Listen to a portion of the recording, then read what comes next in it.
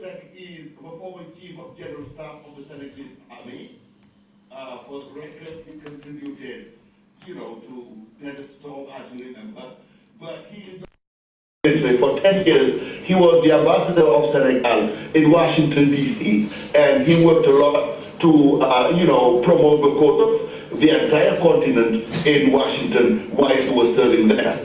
And the third panelist is Dr. Gilles YABI. He is a security specialist. He worked with security and crisis institutions in Dakar. Lately, he started a think tank, which is called WATI, West African Think Tank, and he is about, with his group, to engage in a number of research focusing on the political situation, crisis and such. I remember reading an excellent article from him when the crisis erupted in the Central African Republic, and it was a very profound analysis of the situation. So, ladies and gentlemen, if you allow me, I'm going to give a floor to Dakar, Professor Oumar NDONGO, chairing the panel. Oumar? Thank you, Professor Ousmane Sen. Thank you, ladies and gentlemen. Ousmane, in his introduction, he said good morning. I'm going to say good evening because it's the evening here. And it's a privilege for me to be in this panel where you have General Mamadou M, SECK. If today I'm talking about security, he is the one who made me talk about security because a long time ago he recruited me to be working military academy, which is in Chess. So it was because he accepted me to come into the army that today I got that interest, and I'm talking about military affairs. And the second friend, who is also my co-panelist, is also a friend of mine. We have examined the security issues in the region, and the think tank which is being established is also a think tank which I appreciated very much. I had the opportunity to do a risk evaluation in the region, and what we noticed was that decision makers in Africa do not really take into account areas that have been investigated by our researchers, and the possibility of decision makers to communicate with think tank. It was something that I appreciated. This being done, I would like to, in the course of my 10 minutes, to discuss, the topic that was given to us, which was to examine Boko Haram and security issues. We all understand that security issues, we are not going to look at the broader sense of the term, that is to talk about human security at large. We are going to look at emerging issues, that is emerging threats, and with particular reference to Boko Haram in Nigeria. That also today is not just limited to Nigeria, is also has become sub-regional. When we talk about Nigeria, there is a lot we can talk about in Nigeria that also would fit into the discussion on Boko Haram. The north side, north-south divide is interesting. That also contributed to the identification of the geopolitical zones. If we get into that, we're going to waste the time, so that we are just going to focus on Boko Haram and certainly give you a sort of survey of the movement, how it started, and what is the situation today. And when we say emerging threats, there is this belief that it is something that is recent, that is something we are just seeing now. But if we do not go back to history, we cannot really understand what is happening today.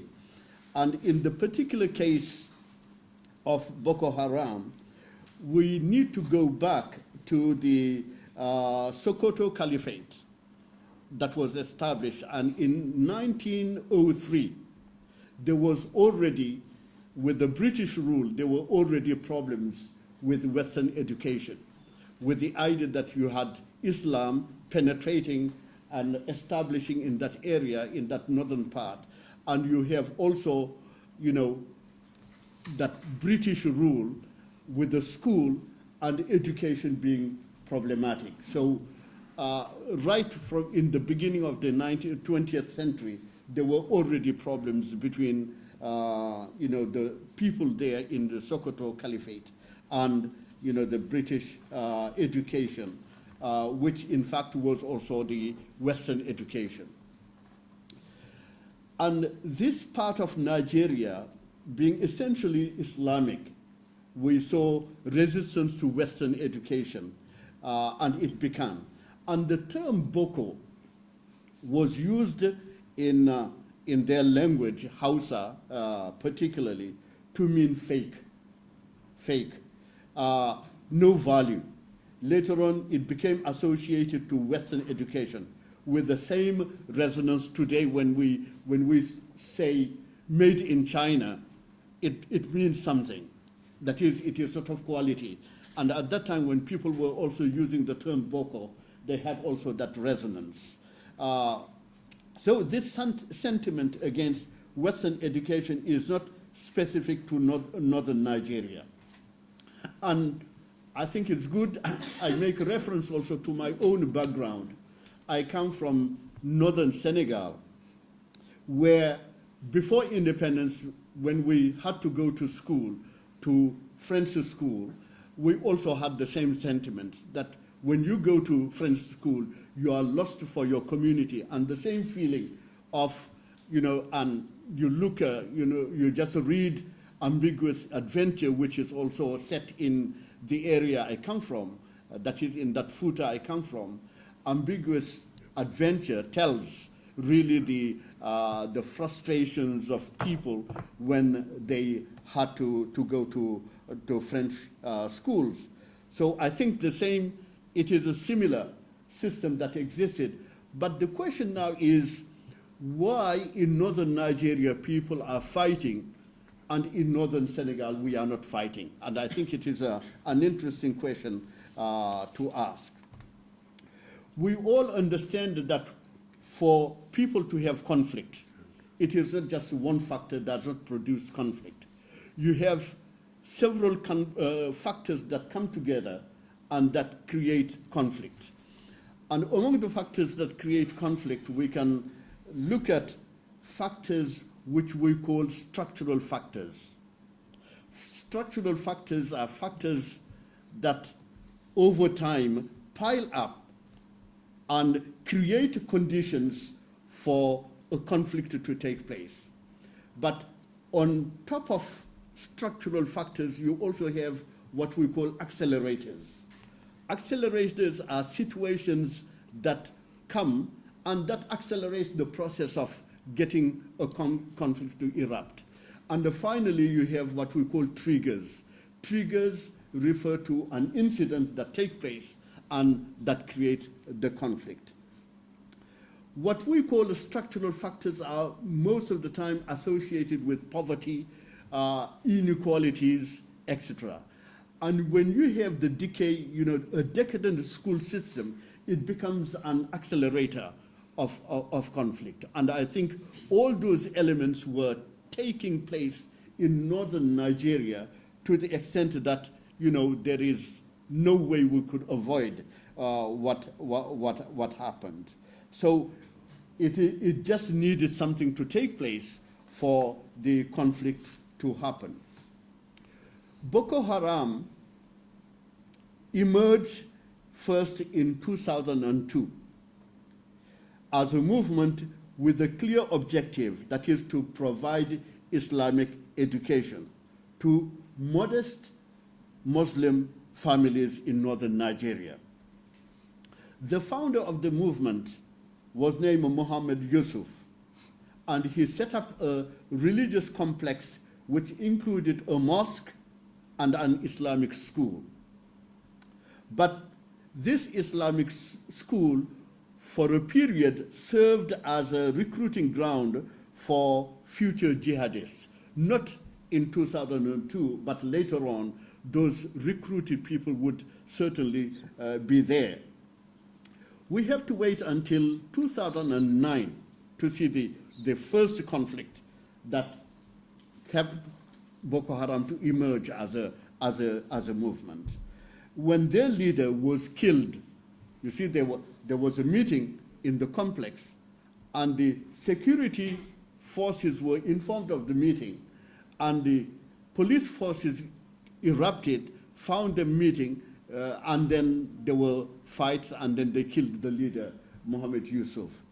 And from that, that movement, which is called Boko Haram, and the official name of the movement is Jamatu Ahlis Sunnah Lidawati Wal Jihad. That is the official name of the movement. And it turned into an insurgency.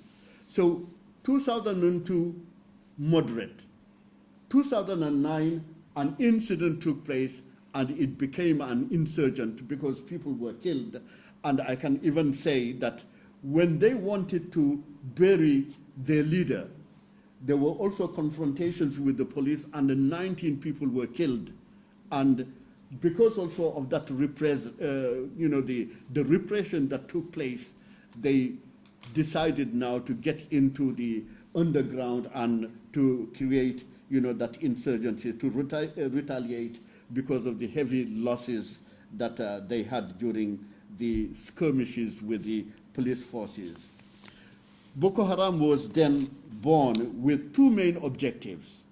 One, to drive away Abuja-based government out of the northern Nigeria region. That is, they did not want the government to be there, but also to set up Islamic rule in at least 12 states of the northern Nigeria. And when I say Islamic, I mean with Sharia, etc. Today, you have 4 states that are 5 states that are Islamic, controlled by Boko Haram. But the rest, I think it is all in the process that they wanted also, all those states to be Islamic. In 2013, Boko Haram was designated a terrorist group by the United States based on the belief that the movement had connections with Al-Qaeda in the Islamic Maghreb. I think it is important to note that it was the US that gave Boko Haram the qualification, the label of a terrorist group. But initially, it was not really seen as a terrorist group. And the perspective of Americans at that time was that Boko Haram had affiliations, had connections with ACME. And it was based on that they assumed that it was, it would also use the same strategies as Al-Qaeda. In 2014, Boko Haram registered a new turn in their actions when more than 200 Chibok girls, schoolgirls, were kidnapped. And despite the tremendous efforts that were made, and even made by Nigeria and the international community, those girls are yet to be found. We are still waiting for this to conclude. Obviously, Boko Haram has expanded the scope of its actions and its ambition. More importantly, Boko Haram declared a caliphate in the area controlled in 2014, which meant allegiance later on to the Islamic State in 2015. In 2015, Boko Haram is still waging war, and actions are spreading to the neighboring countries. So the spread of the movement to neighboring countries, to Cameroon, to Chad, and to Niger. There is no doubt that the fight against Boko Haram played a major role in the outcome of the general elections in Nigeria, which made Buhari come to power, because Buhari was the candidate who said, okay, elect me, I am going to end Boko Haram in Nigeria. Now, when we look at, the damages made by Boko Haram, I think it is very important to note that it has been very devastating for our region, the action of Boko Haram. Global Terrorism Index, published by the Institute of Economics and Peace, found that the Nigerian jihadist group was responsible for 2,644 deaths, the highest ever from 2014 and 2015. And if you compare casualties, by the Islamic State, it is even lesser. It's about 6,000. So Boko Haram on its own has registered more casualties than all Islamic groups that we have around, which also shows the deadliest, rank, the deadliest power of Boko Haram. From 2009, Nigeria lost 15,000 casualties between government forces and insurgents. At least $117 billion has been spent globally to fight Boko Haram. When we look at actions conducted by Boko Haram, they turn around suicide bombing, and this is really alarming now, making use of children and women. This week, if we just go back to reports made of incident that took place when a girl who is just 11 years old went to a mobile, market and exploded herself and killed so many people around. That girl was just 11 years. So which means, the targets and the people they use also for their propaganda. Among the strategies also that they use, in addition to suicide bombing, we also have abduction or kidnapping, several groups. And we have heard so many reports on kidnapping in Nigeria. And the use of explosives. Cars, they put explosives in cars, and in areas where you have many people, where you have crowds, they make that explode, and especially in areas like markets. So, and this kills also so many, people. And the slaughtering, we have had reports of just taking a knife and slaughtering people just like you are slaughtering a cow or a goat, which is also one of the methods that were used by Boko Haram. There's been also reports of poisoned water, poisoned water, with also poisonous rats. They put in water, and whoever drink that water you can pass away. So the fight against Boko Haram has also exposed Nigerian weak strategies, low knowledge of the movement, and the poor governance structures and service delivery. Critically important was also the uncoordinated response from the army and the security forces together with that of government officials. We have had the serious lapses, that have been reported with rampant fraud in procurement processes. We also have reports of low morale for the troops. Soldiers have show no enthusiasm when it is to fight against Boko Haram. And no wonder in situations we see them running away from the enemy.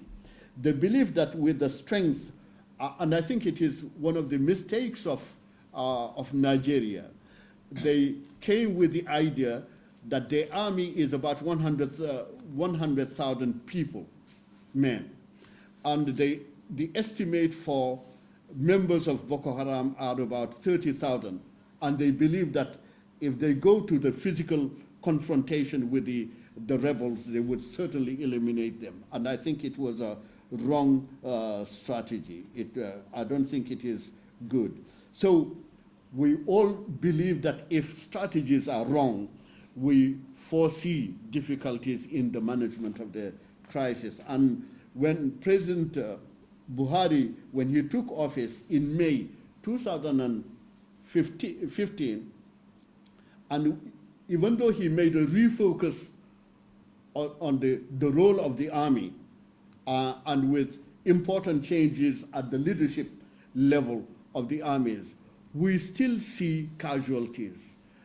People say that from May, when he took office, to today, we have about 1,000 people killed, which shows that the movement is still continuing. But we can be optimistic in saying that, yes, Boko Haram is losing ground. More and more they are moving to a smaller part of the country. And more you have victories of people who have been released because also they were caught from the insurgents. And the problem is still there. So there is progress in the fight against Boko Haram. There is even a stronger movement because also ECOWAS is there, the African Union is there, the international community is there. Everybody is contributing to the fight against Boko Haram. And yet, you know, the monster is still there, and it is live and kicking, and we need to pay attention to Boko Haram. And to conclude, Boko Haram is not just for Nigeria, and I think it has gone regional. It is no longer just Nigeria. Niger is there, Chad is there, Cameroon is there, and we believe that there are connections that we can find everywhere. So the challenge has become global. And if we have now global terrorism as a challenge, we should also include Boko Haram as one of those actors to fight against. These are certainly what I wanted to share with you on Boko Haram. We believe that the fact that Boko Haram is now has connections with the Islamic State, I think it is still something people are investigating. We don't have evidence that that connection is made, even though they claim that they are part of the Islamic State. It is just at the level of the claim, and it is very difficult to prove that the claim is justified. So these are the things that I wanted to share with you. I would like to thank you.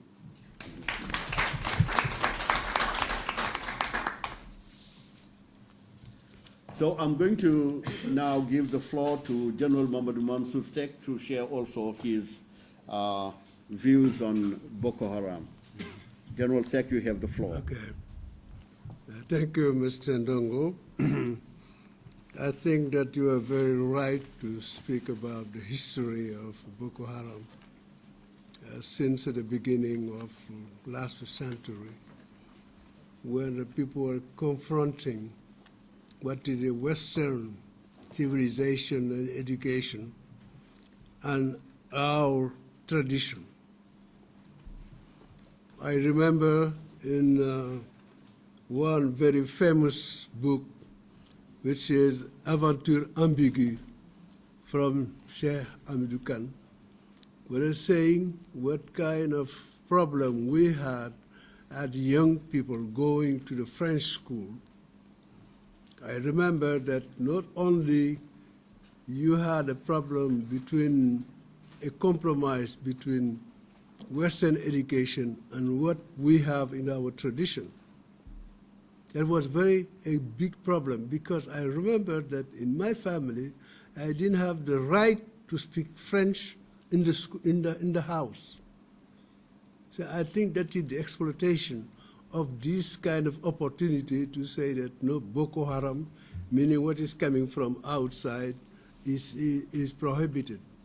I think this is the source of the publicity of Boko Haram.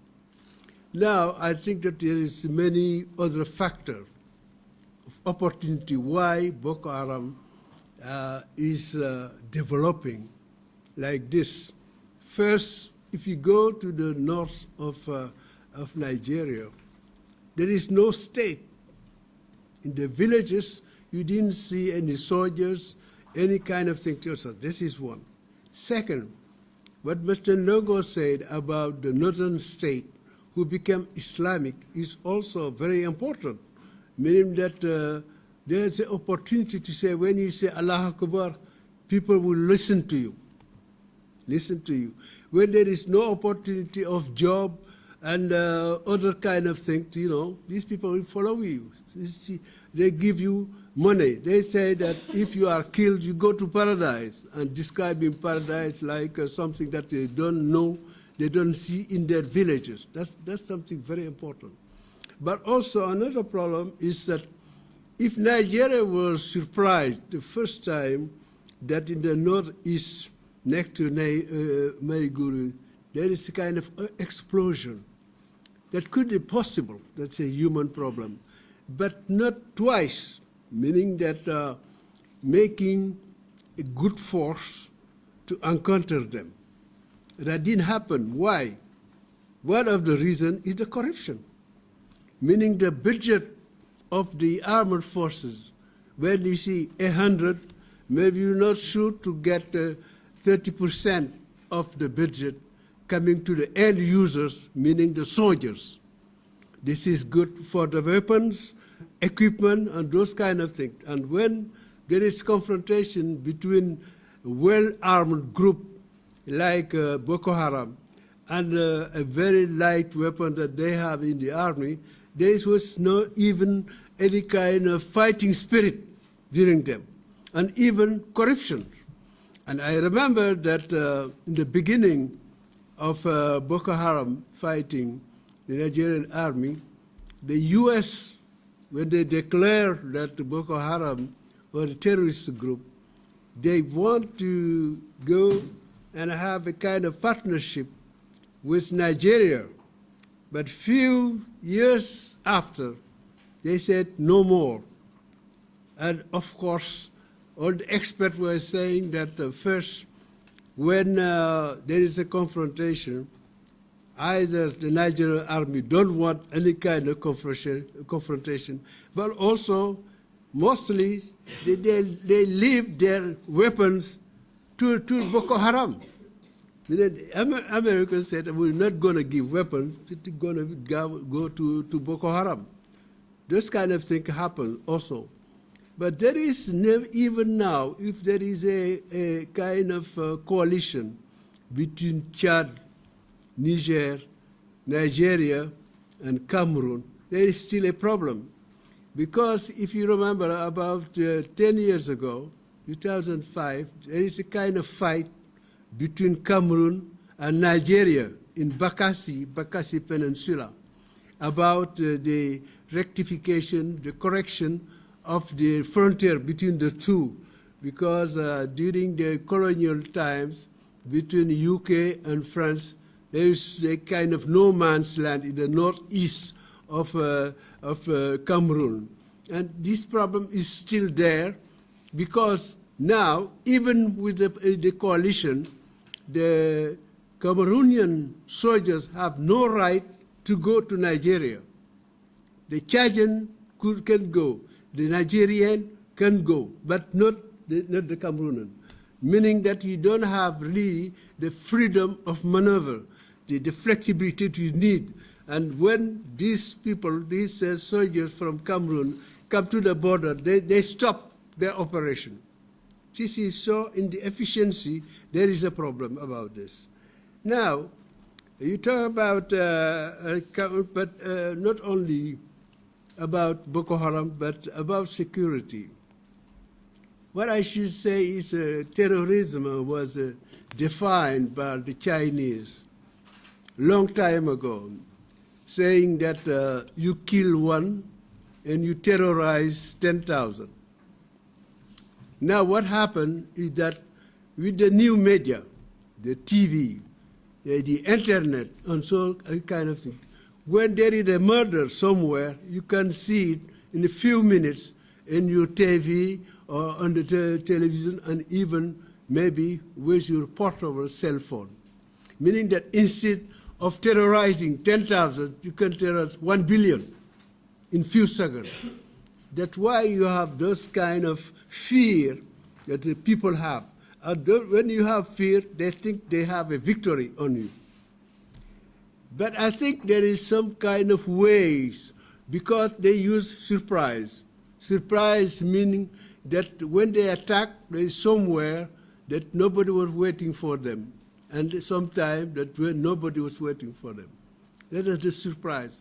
That many times, for example, when they use a young girl with explosion, what happened is that when you see a girl, you don't think about having weapons or those kind of things, or using women in the mosque with explosive. There's no way that you can say that these people, when you control mostly, you control the men, the adults or so, but not women or so. And sometimes even they use the uniform of the army to make sure that there is a confusion. That kind of surprise, I think the only way to fight it is a good intelligence. The US defined two kinds of intelligence, human and alien. Human is human intelligence, when you know about the society, what happened in the surrounding and something. But alien is electromagnetic intelligence, meaning using the machinery of the NSA, National Security Agency, where it is possible, anywhere in our planet, or on our planet, when you use a cell phone, you use any kind of, you transmit any kind of signal, they can capture it and know what is happening. Not only this, not only your message, they can get the message, but also they can localize you, what we call geolocalization. This means that all these war captain, war chief, or those kind of things, that it is relatively easy, it is possible anyway, to know where they are. And when you use the drone is unmanned aircraft, but you can send it everywhere. From the continent of the US, you can send these people, you can send a drone or many drones in Afghanistan, in Senegal, in everywhere, and see also what it is happening. And you have a very good, very precise navigation. It's a meaning that you can kill in Afghanistan somewhere a terrorist with this. Meaning that this is one of the very important weapon that we have against terrorism, meaning mostly intelligent, sharing it. Because, for example, in the US, the FBI is supposed to be the police, domestic police, and CIA is supposed to be interested in outside. But since the beginning of terrorism, the frontier between the two is very difficult to know, because the war is global everywhere. I remember that at the end of the war, the Cold War, the end of the 18th, the countries of Eastern Europe, they asked to have assistance from FBI. Until then, the FBI was not supposed to go outside of the US. This means, because their domestic safety, security, and everything, they need this kind of help. This means also that this war is what they call asymmetric, meaning that's not a war where you have battalion against battalion, aircraft against or bomber against bomber, but you have the group of small group mostly. You have a lot of mobility. What one head of the CIA said after the 2001 bombing, they said that these people, they move like everybody. They behave like everybody until they commit their crime. And we try to identify them. This means that always surprise, surprise. And the only weapon, and the most one, the better one, is sharing intelligence, meaning from one country to another. For example, the mastermind of what happened in Paris is Moroccan of origin, his Belgian nationality, and what happened in Paris. And the Europeans are changing now their rules that even Europeans from one country to another must be shared, what they call the PNR, the passengers, the name record, meaning that everywhere when you cross a country, you were not supposed to do that before. From Belgium to France, you have to be recorded somewhere, and we know what happened, that this guy was unknown from the police, the French police, meaning the importance of not only intelligence, but you share it. What we call in French the police war, la guerre des polices. That happened even inside one country, where, for example, the gendarmerie has one important information or intelligence, don't share it with the police. When now we have to share everything, from not only inside one country, but from one country to another. This is roughly what I have to say. Coming back to Africa, of course, we have a lot of weaknesses about intelligence, because the new intelligence needs to, for example, to be sure that you are fluent about internet. You have to know the social networks. You have to be very modernized, the signals, what the people are talking, because when they recruit, mostly, they recruit using internet. So you have really to master those kind of new techniques. For that, Africans are very weak, and we don't give enough money to the security forces. We have to correct that, but also we have to share intelligence from one country to another. In the African Union, there is a kind of organization which is supposed to be a kind of continental police, but which is not operational so far, because I think the country are still reluctant to share their information. But security, you cannot have any development without security. That's very important to share that. I think that this is something that we have to do together. Now, we have also what we call force en attente, meaning standing forces, which is on the paper, meaning that each country must commit to say that I can have 1 or 2 battalions ready to go anywhere if they need it in the region. This is a wish, but wishful thinking now, I say, because on the practical, we don't have that. Because each time, we Senegal, we have a lot of experience about peacekeeping with the Nigerians, with the Ghanaians. But mostly, when you decide to send the troops, a contingent, somewhere in the region, you need several weeks, even months, to equip them, to give the weapon, to know what kind of country, what kind of opposition they will confront, those kind of things.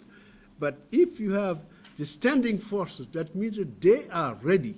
They have their equipment and everything, and they have exercise, practicing, being ready to go. And now we must have the mobility, meaning that aircraft, maybe ships or those kind of things, to move them from one country to another. We are far from this. But until that kind of threshold, when we have really these ready forces, we need, if we don't have it, we don't have the security for the country. And I think that it is better to be together. And we said, l'union fait la force in France, that when we are together, we are stronger.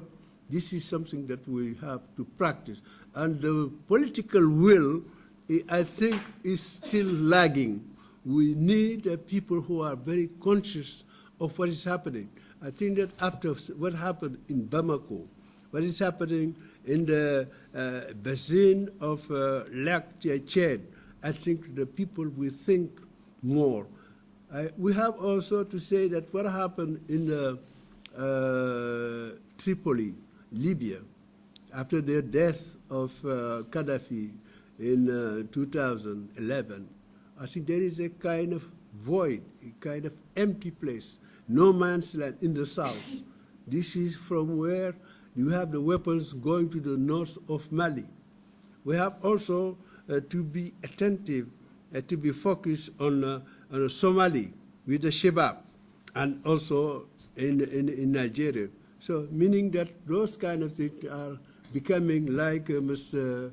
Ndongo said, regional, not one country, but all of us. And we need, say, a country like Senegal, we have to anticipate, to know what is happening.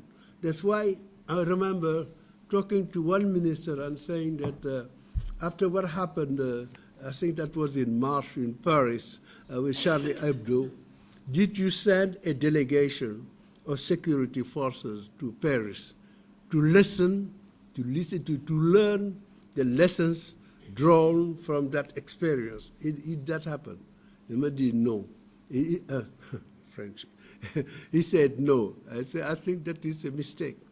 Those kind of experience, for example, what happened now a week ago in Paris also should interest our people by anticipation to know the modus operandi of these people, using always surprise. And also, even when you are like a sentinel somewhere, they can see that after 1 or 2 weeks, you're not focused like you used to be.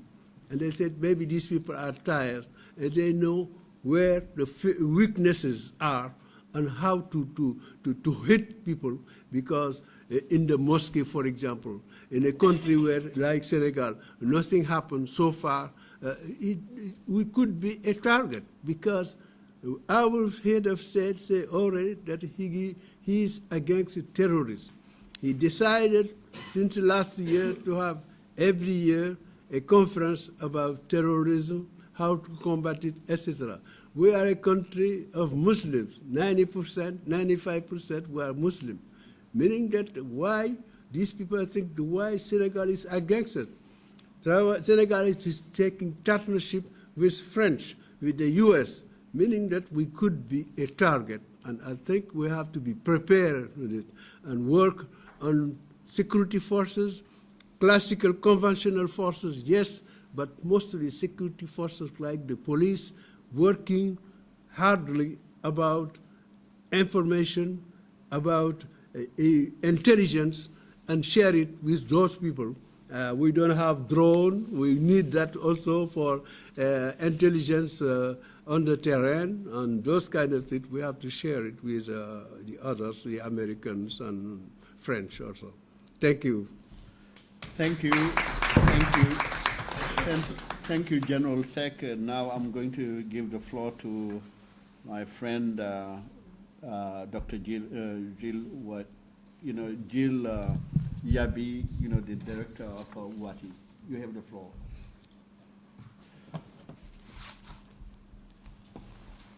Thank you.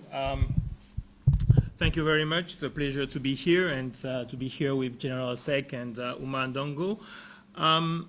I think a lot of things have already been said, so my challenge would be to try to find something still useful and interesting to say about the subjects, which is Boko Haram and security threats in the region. I think it was very good that Oumar NDONGO talks about the history, because I think because of the world that we are living in, there is always a tendency to think about immediate factors of what happens. And I think when we talk about a group like Boko Haram, it is very important to say and to insist on the fact that it is not a new group and that it has been operating in this region for more than a decade. So I think I would just focus on maybe one dimension, which is not necessarily the one that we read about in all the articles and comments that we hear about Boko Haram. I don't see that much in the analysis which is done on Boko Haram, a distinction between the factors, the motivations of the leaders of a group like Boko Haram, for example, Mohamed Yusuf, who is the one who created the group, and then who was replaced by Shekau. There's a lot of things about the violence that has been perpetrated by Boko Haram, but I don't see this distinction, which in my sense is very fundamental, between examining the factors, the motivations of the leaders of the groups, and examining the context in which a group emerges and in which a group grows. I think it is important to say that in northern Nigeria, there has been a history of radical groups. There has been a history of religious groups, of violent religious groups as well. Back to the 70s, there were different groups, especially student movements in the north, which gets progressively very violent and radical. And that actually pushed a number of professors and students who were from different parts of the country to leave some of the universities in northern Nigeria. And that was, again, back to the 70s. Also back to the 70s, there was, for example, the Mai 13 insurgency, led by Marwa, someone who was originally from Cameroon, but who had a lot of success in mobilizing thousands of people in the north, and that ends in very violent confrontation. Again, that was in 1980. So again, there is a traditional history of violent confrontation in this region around the issue of Islam and the version of Islam which is the right one. So my question, I think, is the main question maybe is not to understand the emergence of a group like Boko Haram, because even in a country like the United States, you can find still today a number of people in a number of groups which are very bizarre ideologies, which are very strange visions of the society. You have groups of, still claiming racial supremacy, for example, in the US. But they don't pose a national security threat because they remain very small groups. And the difference between Boko Haram and this kind of extremist groups that you can find basically in all countries of the world is the context. The question that I think is more important is to know how was it possible for a country like Nigeria, and beyond Nigeria, for neighboring countries, Chad, Cameroon, and Niger, in their bordering areas, what made it possible for a group with such a violent ideology or extremist ideology like Boko Haram to be able to mobilize so many people? We are not talking about dozens of people. We are not talking about hundreds of youth. We are talking about thousands, several thousands of people in a group like Boko Haram. And that, I think, is a major difference between Boko Haram and a number of terrorist groups in Africa and elsewhere in the world. We are talking about a group which has been able to mobilize thousands and thousands of youth in this region, and who is still able to renew its recruitment. So my concern, again, is more about the context which made that possible. And when I talk about the context, I think one thing is what Oumar NDONGO said about a turning point, and 2009 was a turning point in Boko Haram insurgency, in the fact that the elimination, which was an unlawful killing of Mohamed Yusuf, and the killing of about 300 followers of Mohamed Yusuf in 2009, was a trigger to the new Boko Haram that emerged 1 year later with Abubakar Shekau, which was much more violent than the group which was led by Mohamed Yusuf. And Yusuf was someone who was identified, who was in Maiduguri. You can see the mosque, you can see the places where he had all these followers. But after the repression, the bloody repression by Nigerian forces in 2009, the survivors basically scattered, and some went to Chad, to Cameroon. And basically when they came back, it was a very different group using clearly terrorist tactics, and also diversifying the targets, because it is important also to see that Boko Haram has been evolving significantly in terms of the targets, start by targeting state symbols, but then he start targeting religious leaders who do not share the view of Islam, targeting churches, targeting mosques. And so you can see this trend in the diversification of targets, and you can also see the trend in the diversification of the mode of actions. The group got more sophisticated, got more weapon, and used very new techniques. For example, the use of explosive and basically explosive in vehicles. So when I talk about the context, when you take the 2009, very clearly you can establish a relationship between the behavior of the security forces at that time and the transformation of the group in something more dangerous. But beyond the behavior of the security forces, the context is also the political context in which Boko Haram was allowed to grow. I think it is very important to ask the question of, what has been shaping the personalities of the followers of Mohammed Yusuf. We are talking about young people who were born in the 80s and in the 90s. Yusuf himself was born in 1970, and he died in 2009 when he was 39. But the followers of Boko Haram and those that you have now are very young boys, generally. And they were born again in the late 80s and in the 90s. I find it very interesting that very few people, when talking about Boko Haram, ask themselves what was happening in Nigeria at that time. What was happening in Nigeria politically when Boko Haram was growing, when Mohammed Yusuf was finding his followers? What was happening politically, meaning what kind of political leadership the country had? The leaders that we had from late 80s to mid-90s were Ibrahim Babangida from the north and General Abacha from the north as well. And interestingly, Abacha was a Kanuri from Borno State, even if he grew up in Kano. So he was actually originally from the Kanuri group, which still form most of the followers of Boko Haram. But my point is that we had military dictatorship, but most importantly, we have corrupt governance. And of course, the corruption of the regime of Abacha in particular is something which is known by everyone. So the relationship between corruption, bad governance, and terrorism, or the emergence and the size of a group like Boko Haram is not something which is automatic. But I think it is important to look at it in asking the question of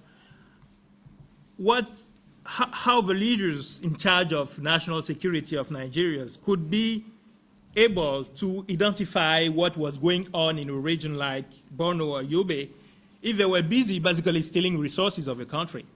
So the relationship is really the fact that in a state you do have people, in a federation like Nigeria, you have people at the state level, but you also have people at the federal level who were supposed to know what was happening, what is happening in all the regions of the country. People in charge of security, but also the political leadership. So I think we cannot talk about Boko Haram and what it became without making this relationship and asking questions about the governance of the country, about the political leadership, and about the very relationship between the elites of a country like Nigeria and the rest of the population, particularly the population which is living in very remote areas, very far from where the economy is. And the economy in Nigeria is mostly in the oil-producing areas and in Lagos. So I think that asking those questions also leads us not to see only Nigeria, but to see the regional problem. The fact that the structural factors are, I think, more important than the short-term developments, and that when we think about the response to Boko Haram, we need, of course, to reinforce security. We need, of course, to reinforce the military. But we also need to really push for a radical change in political practices in the way countries are governed, again, not just in Nigeria, but in most of the countries of the region.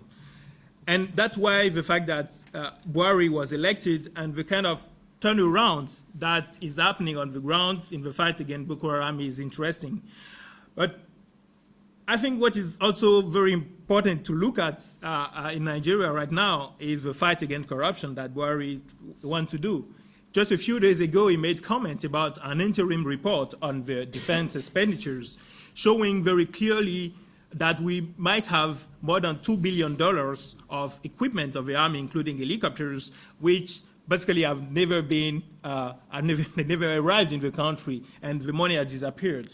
Of course, it's very early to know who is directly responsible, but very clearly that is an indication of the systemic corruption that we had in the country, and the fact that Buhari himself made a direct link between corruption and the fact that thousands of lives have been lost to Boko Haram. I think that is very interesting and very significant. And that's why I think what is going to happen in the next few years in Nigeria and in the fight against corruption that Buhari is leading is very important.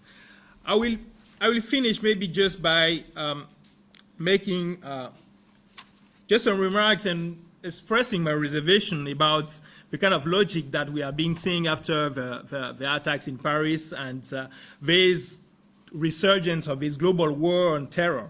While I think it is very clear that terrorism is a threat to Africa, again, Boko Haram is one of the deadliest groups in the world, Shabab as well. So there is no doubt about the fact that terrorism is a major problem in the continent. But I'm not sure that a global response, which tends to forget about the local context, which make those groups grow, is not going to distract African countries from the hierarchy of the priorities. So I think it is very good, again, to reinforce security measures. And I do understand everyone would agree with France, for example, when it's taking measures to reinforce internal security and at the same time projecting military force to fight Islamic State, for example, in Syria. But I think that African countries in the African region have to stay, to some extent, to stay calm and identify again what are the priorities and to put the fight against terrorism in the larger context of a deliberate strategy to reinforce the state's institution in the country, and not just the military, but when I say the state institution, I mean also the judiciary, I mean the police, I mean the intelligence, and I mean also the capacity of the state to provide services that are needed by the population. So I think I will stop there, and I will thank you. Thank you very much. I think we have had an interesting session. Let me just go through some of the ideas that we shared here. We said that Boko Haram went through various stages. Some people even say that you have Boko Harams. You just don't have one, you have Boko Harams. But I think what transpired from our discussion, it is one movement that mutations are also possible.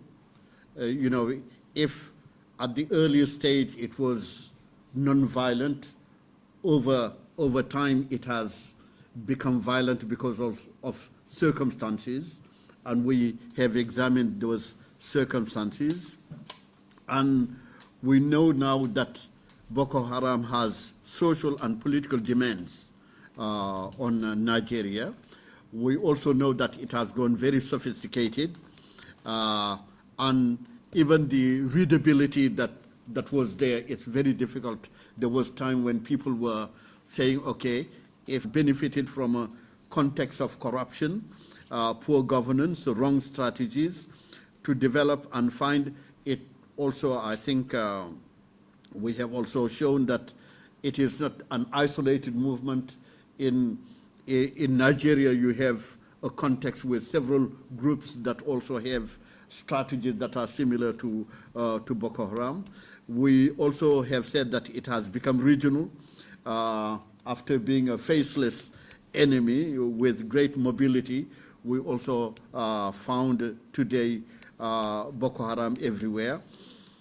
We have also looked at ways of fighting against Boko Haram through strong coalitions with the support of international community, sound strategies, sharing intelligence, making sure that the standby force that exists at ECOWAS is more operational. It is not just there, you know, when needed, it doesn't really function. We talked about a regional dimension that should be strengthened without forgetting, you know, the fight at local level. So I think these are ideas that we have, you know, examined. If there are questions and comments, we would like to have them.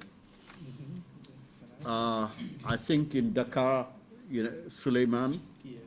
Okay, let me just get a list first. Suleiman. Mamadou Malal.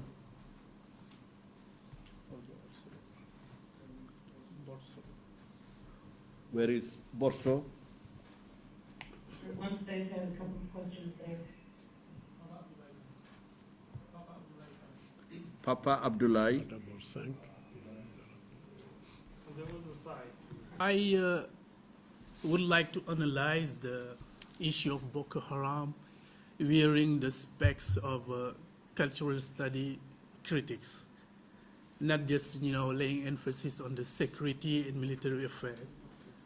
It means that when we come back on the definition of, literary definition of Boko Haram itself, it is something cultural before being, you know, military. And I think that it is something that can happen in our Senegal, because knowing how people can, you know, grow tie with their religious guide, and radicalization may become something very easy.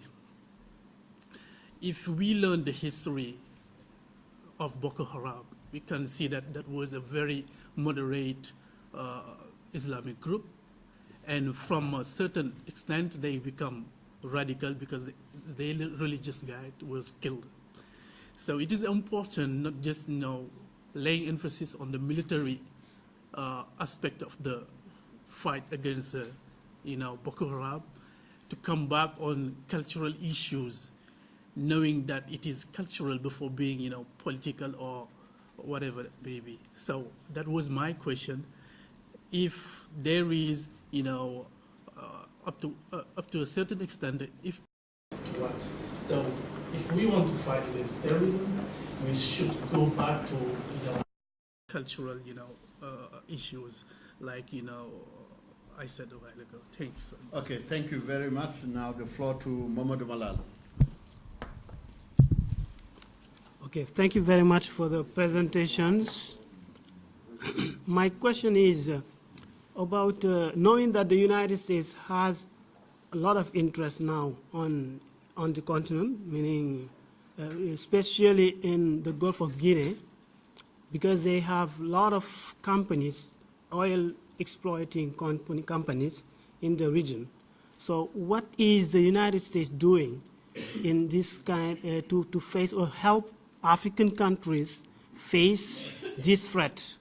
Because knowing that they have interests in the region, and now this region being threatened by Boko Haram, because I have not heard a lot about that. What is Western? What are Western powers doing, especially American, the United States, because they have a lot of companies working, you know, exploiting oil in the Gulf of Guinea.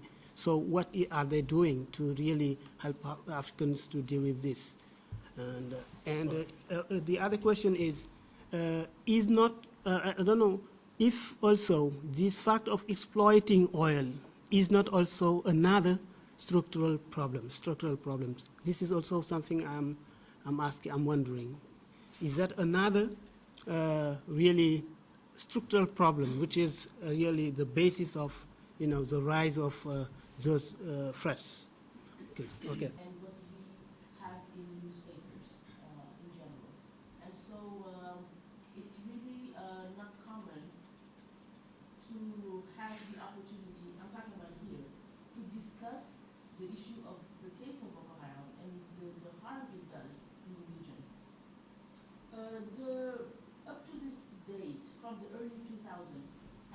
mother of Boko Haram is Al-Qaeda. It showed them the way to what horror is and to the influence they can have in people's lives and in governments. And also, I think Professor Ndongo, it was you. You mentioned, no, it was the General SECK in Professor San's introduction. He said that Boko Haram's is to kill and to make as much noise as possible, so that people can get scared of what it can do in the lives of people in general, what it can do in the region, in the world. So we understand that Boko Haram is against any form of tolerance with the Western world, whether it's education, whether it's a way of life. Boko Haram is against anything that has to do with the Western world. And we all see today that no one can say that evolution exists without that connection with the Western world. So it means that we are all exposed to what Boko Haram can do. We have countries that we know: Cameroon, Nigeria, Chad, Niger. What other countries?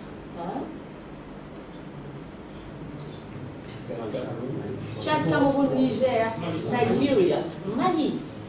And Mali is right next to us. It means that whatever happens in Mali is most likely, I hate to say it, but most likely has already reached Senegal. Whether it's in the prison system, we may have people in the prisons who are already attached in some kind of way to Boko Haram.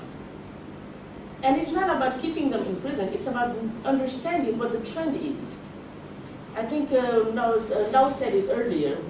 He is trying to analyze through his research. I think the world is trying to study the trends. What is Boko Haram up to, and to what extent? We've seen the horror, but when we look at beyond the horror, what is the goal? Because they're not only killing non-Muslims now, they're killing randomly. It doesn't matter. They blow up in mosques, they blow up in schools, they abduct people, and they do not make a difference of who is Muslim and who is not. They don't make a difference between who is for or against the West. They just blow themselves up. And worst of all that, over blowing up, they now shoot at people. So we all know that Boko Haram members are no longer humans, because looking at people and shooting at them, looking at a girl or a boy and shooting at them is horrible. That's on one end. On the other end, I would like to bring to your attention this other idea of seeing what Boko Haram is doing. There's this extra use of police force when trying to fight Boko Haram. I think in Cameroon last year, Professor Ndongo, please correct me if I'm wrong with the date. I think it was last year. Over 80 children were abducted, well, not abducted, they were taken by the police because they thought that in that Quranic school, it was not only, the purpose was not only to educate children with Islam. And it was like a facade for Boko Haram to hide what was a possible space to develop a mindset of rebels. So they took over 80 children for over 6 months, and the youngest one, I think, was 5 years old. That's one of the consequences of Boko Haram. Not making a difference between who is for Boko Haram and who is against Boko Haram. So when the police is coming in villages and trying to fight people who are affiliated to Boko Haram, they also hurt people who are not affiliated to Boko Haram. It's just that they happen to be there because that's where they live, and they cannot go anywhere. So one of the consequences of having Boko Haram in our region is that not only does it develop a threat, but it also develops unknowingly or knowingly this they're just not able to see the difference between people. So everybody gets hurt in the end. So my question is now, as a human rights defender, I should say, what could be the limit of police forces when it comes to fighting Boko Haram on the ground in villages? Okay, thank you very much. Now the floor to Papa Abdullah. Doing English over there. And I am recently elected as a Global Youth Ambassador for a World at School. So it's an initiative about like... We want to hear. You want to? You're not here? No. Okay. Speak louder. Okay. Sorry. So yesterday was the Universal Children's Day, and my fellow ambassador and I, we were discussing about education in emergencies. So my question is the following.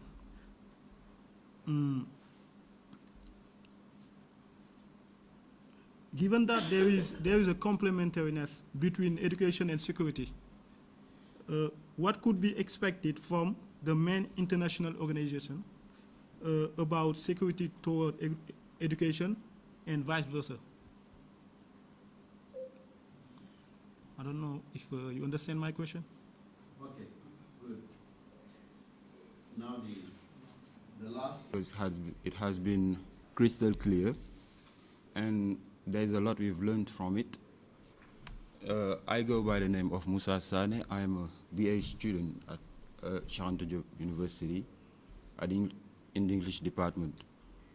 Well, my question is regarding the strong power of the Boko Haram, and given also that they are they carry very, very strong weapons that can hardly be found within the African continent itself. I wonder whether or not there are not external powers or forces that are behind them, supporting them by giving them or providing them with weapons with which to carry on those brutal attacks. Thank you. Examine the Boko Haram, the movement, not through military lenses, but through cultural lenses. And perhaps the best response could be cultural, with also a sort of subsidiary question, terrorism, action or reaction. And, you know, and he went on Islam with, is it terrorism today, a reaction to Islam? Mamadou Malal raised the issue of the Gulf of Guinea and the link to the threat, with also the U.S. being interested in resources in the Gulf of Guinea. And also question whether oil is a structural factor in the case of Boko Haram. Borso raised the issue if perhaps the lesson learned by Boko Haram, it is the lesson through Al-Qaeda. Al-Qaeda showed them the way, and which they are emulating now. And she also raised the issue of Boko Haram being against any form of tolerance to Western values. And also she went on to talk about the use of police forces, excessive use of police force as a strategy, you know, to stem violence with Boko Haram. Education versus security, and I think the question is too broad, maybe to be, examined here. Sane, the weapons given the weapons used by Boko Haram? Does it show that they rely on allies outside the continent, the external forces in the conflict? So these are briefly some of the questions asked. I don't know if General you have the floor. Thank you. If I have understood the questions, these are my remarks. I think that the threat of Boko Haram is kind of holistic. It's kind of very new kind of threat. And to fight it, it's not only by weapons, but also by cultural weapons also. Because, like Mr. Ndongo said, at the beginning they said they replace the Western culture with tradition and Islam. This is a part of it. But the complementary to that is to be ready if they want to kill somebody. You have also forces against them. But all the population is concerned about the security. When you see people with weapons, you have to say it to the police. So that is different from conventional war where you have military against military. This one, it is very important to see people, their behavior and everything. They want to replace our way of living by something else, radical Islam and those kind of things. So it's nothing to do, there's a lot to do with everything about the way of life. In way of life, you have the culture, you have the, even they said don't practice sport, for example. What they do when they train their people for those kind of things. They go to the music or to dance or to dance, all these kind of things, they say they are against it. So that's not the way of life they want to change. So all the weapons, all the behavior of the population is a complementary to what the security forces have to do. Now, the U.S. strategy in Gulf of Guinea, this is part of terrorism, of course, because 90% of the exchanges, commerce and those kinds of things by ship, by sea. And in the Gulf of Guinea, there is a lot of weaknesses of the national navies. So AFRICOM, the U.S. strategy, they are aware of that, and they have mostly ships trying to do something. But I think this kind of thing we have also to neutralize, to put together our Navy and see what is the evaluation of the threat by those kind of people. But I think mostly the terrorists are really doing what they do, mostly on the ground, mostly. But there is a threat in the sea also. Discussion if Boko Haram could help in Senegal, of course, potentially. You have read a paper, I think, 2 days ago, the Minister of Interior is saying that that is possible. Why? Because we are a Muslim country. Second, our head of state declared the war on terrorism.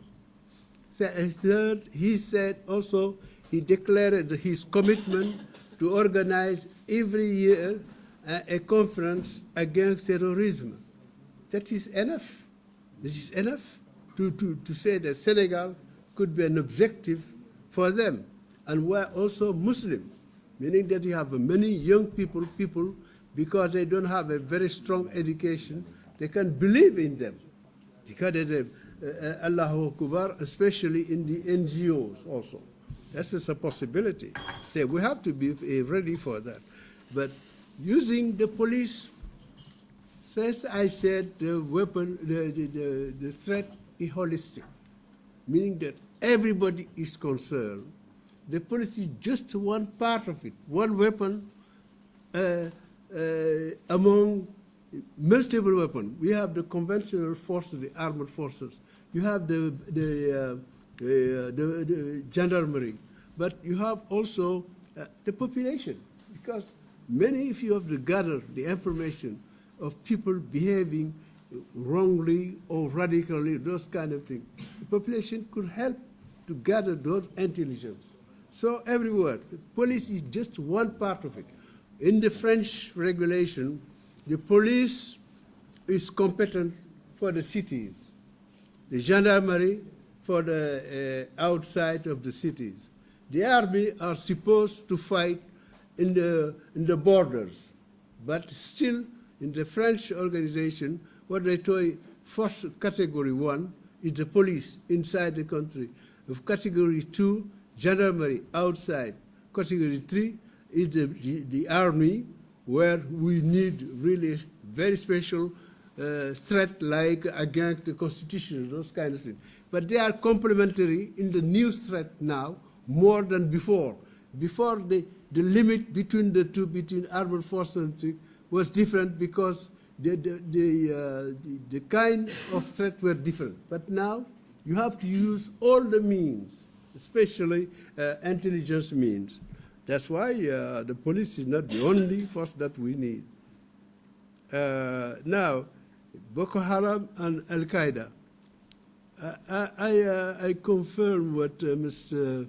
Ndongo said about, I think when they said they are aligned to the Islamic State, is mostly publicity and ambition, that more than direct link with them, because they think that this is upgrading them, saying that we are big, we are strong, those kind of things.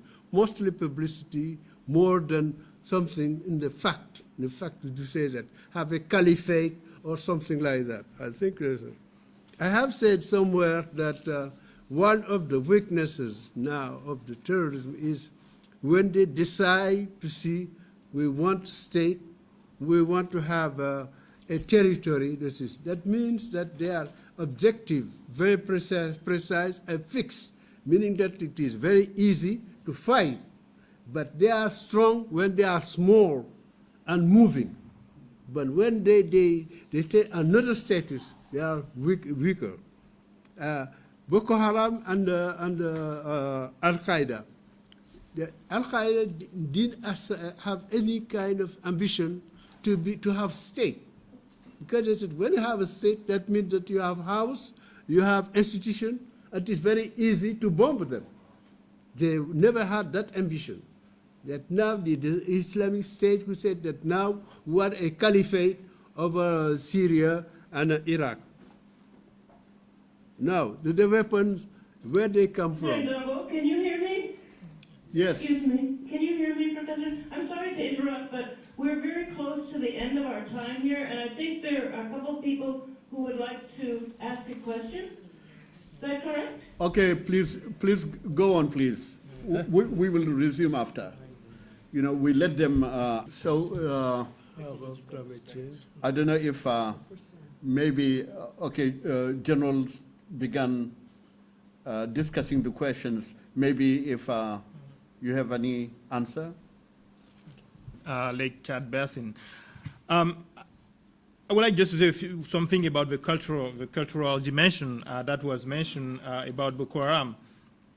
I think it's interesting to talk about this cultural dimension, but again, when we have a state and when we have country like Nigeria, it's the reality of most of the country in the continent, with multi-ethnic composition, multi-religious composition, the state has to decide on guiding principles that allow people from different beliefs to live together in peace and security. So that means that even on the cultural issues, you need public policies. And when we talk about northern Nigeria, the failure in governance is not just the failure in providing health, education, and other services. It's not just the economic failure, because that is also an important point. The northern part of the country has been experiencing a serious economic regression, while actually you are having progress in other part of Nigeria. But beyond that, you also need a policy to accommodate the diversity that you have in northern Nigeria. You need a policy to fix the limits in what is acceptable and what is not acceptable, for example, in public discourse. But I think it is also important to make a distinction between the discourse, the radicalization, the people who have vision, for example, a radical vision of Islam, and using violence to impose one view on others. It is possible to have, in a country, people who can define a radical vision of a society. They can define a lot of things. Again, as I said before, even in US, you have groups which are very strange ideologies, but which are allowed to express themselves. But as soon as they take the weapon or they threaten someone, then they are not respecting the law. So I think the response, again, is more the rule of law and the state and the guiding principle that you define in a society at the end of the deliberation, public debate on these issues. And that is I think, the response that we need to think about in the region. The other point that was made also was about, I think, about the kind of a characterization of the followers of Boko Haram given the horrific acts that they have been committing. I do agree and I do understand, of course, the fact that this violence is shocking. But I think there is another way also to see some of the followers of Boko Haram. To some extent, we might think also that some of the followers are victims, exactly in the way that you have in Liberia and Sierra Leone child soldiers years ago who were both killers but also victims, in the sense that, again, the question is, if I were born in a village in Borno State 20 years ago, am I really sure that I would have evolved very differently from the young boys that we have now? So I'm not sure that looking at the Boko Haram people as not being humans, I'm not sure that that is leading us to a proper analysis and a proper understanding of the context in which this kind of group can grow. And my third response about the climate change and maybe the role of what has been happening in the Lake Basin, in the Lake Chad Basin, is that, yes, it is part of the context. And again, that's why context, I think, is important, even more important than the motivation of a particular rebellion or a particular insurgency. But at the same time, again, we have to go back to the responsibility of state policies.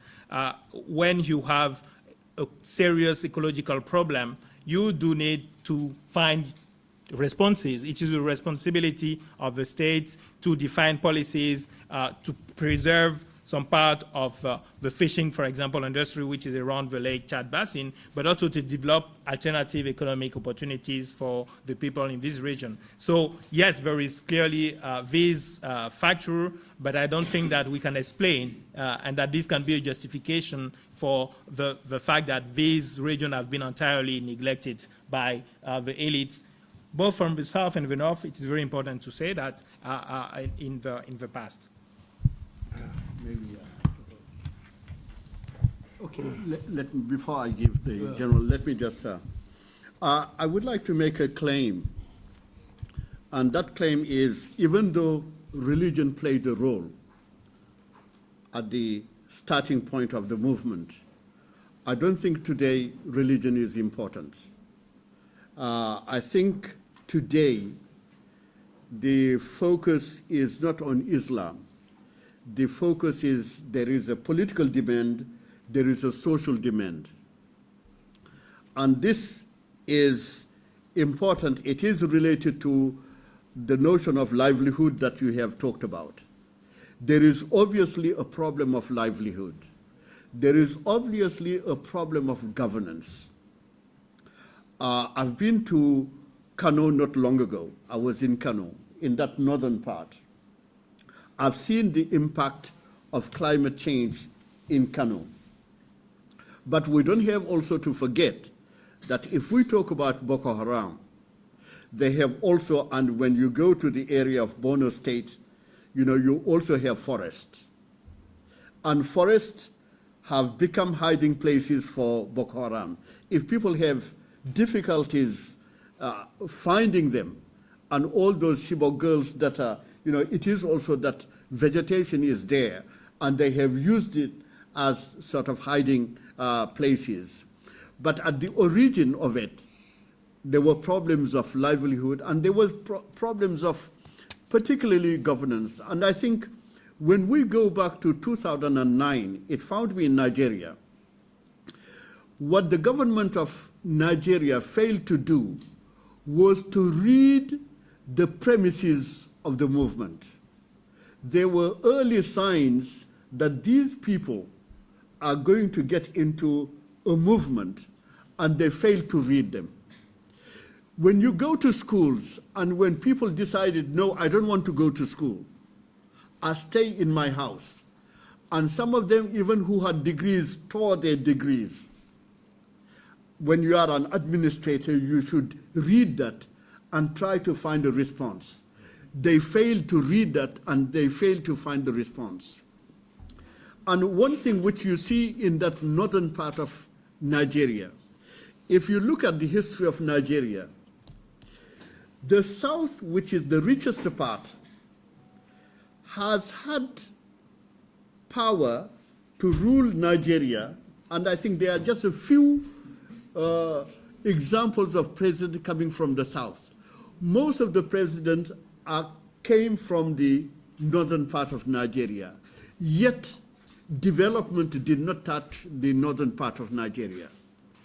What happened was you take leaders, you move with them to get them voted to positions, and once they are voted, you have a gap now between the elite that you have voted and the people that voted them. So you have that gap. And people, after some time, they got frustrated, and they said, okay, this country is no longer viable, and they tried now to find the means. And I think that gap made them now to decide and to move into actions. And I think even though they talk about religion, it's not really about religion, it is about livelihood, decent livelihood for them, development is very important in the problem. Unless those conditions are recreated, I don't think there is a way out, because now northern Nigeria is affected by all this, but it is inequalities, resources are not shared. You have governors who are wealthy, rich, when they fly jets, etc., and you see people who hardly deserve the name of being human beings. So I think these are problems that created Boko Haram and exacerbated by many other things that also came to pile in as factors. So now, what is the connection with? I'm sorry to interrupt. I think here we're going to have to break. Obviously, we could go on for a long time, and I want to, because our time here is up, I want to, on behalf of us here, thank you, Professor Ndongo, General SECK, Dr. YABI, for taking the time out of your Saturday evening to be here with us. And I also want to thank the staff at WARC, particularly Mamadou M, for his technical skills and for all the support and for all of you coming out on Saturday evening. Sorry that we can't go on. Okay, thank you very much. Thank you very, very much. Okay.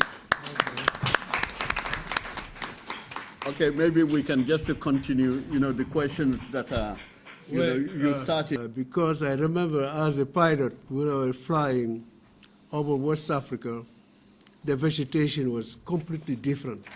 And 10 years ago, when we're talking about environment, people were thinking that is for Western countries. But now what happened is that the cemeteries in Bargny, in St. Louis, are distracted by the sea. And if you fly over the Île du Saloum, the island of Saloum, you have many peninsulas who became islands. This is really a problem of life. The people who are seeing that is visible, and the livelihood is depending on it. For example, when there is dryness in the north, mostly in the north, that means the people have nothing to eat. And this kind of poverty used to exploited by Boko Haram. Yeah, because they said, we can give you something more, something better than what you have. So that is it. When you're talking about religion, I don't have the same evaluation, except that I think they use religion. And even what the president said is kind of new religion, different from peaceful Islam.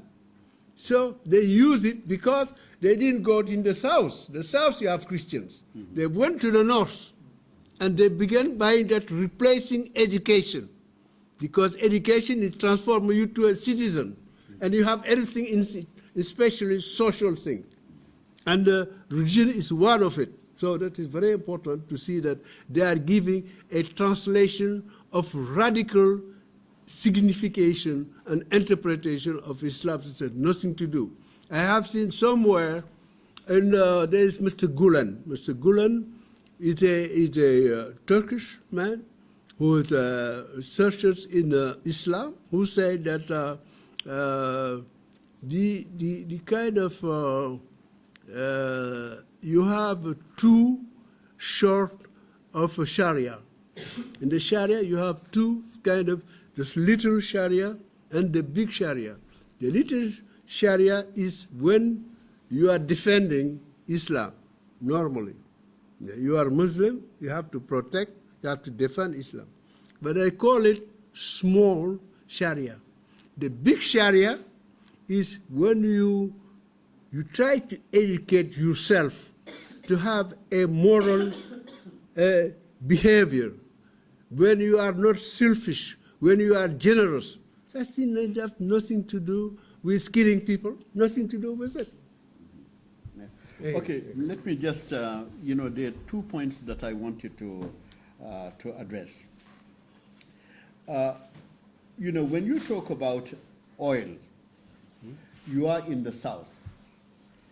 Don't forget that in the south, you also have other groups that are different from Boko Haram. Boko Haram is up north. But in the south, you have MEND, which is also a militant group. You have Mossad. You have several other groups that are fighting. And those groups are connected to oil. So it's the Gulf of Guinea. Southeast. It's not really the, Boko Haram is up north. So I think now, Borso also talked about Boko Haram rejecting Western education. Yes, they reject Western education, but it doesn't mean that they reject Western technology. They're well equipped with Western technology. It's very sophisticated. What they use to communicate is all Western. So it's when people have frustrations, they move into radical positions. They reject, but they know that they need Western education. So they make use of Western education, but against those people, because also education, and what we have said is right, because through education you shape people. Exactly. And this they wanted also to have control of. What you said about the use of police force, I think it's all the problem that Nigeria has. In Nigerian strategy, they use 3 words: repress, understand, develop, which is wrong. You should have the other way around. You understand, you repress if it is necessary, and then you develop. But they decided they want to repress first, without understanding. And I think the problem they have with Boko Haram, it took them time to understand what Boko Haram is about. They relied on the police force. When you repress, you will eliminate. And this did not work. It's not a good strategy. And I think the whole problem is about that. Yeah.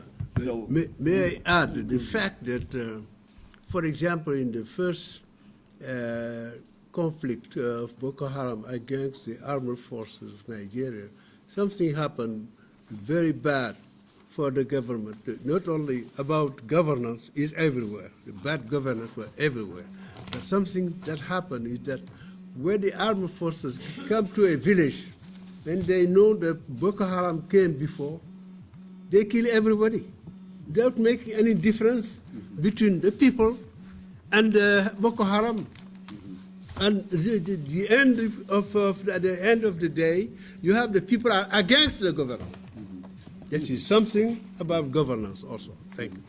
Okay, thank you very much for this session. Okay.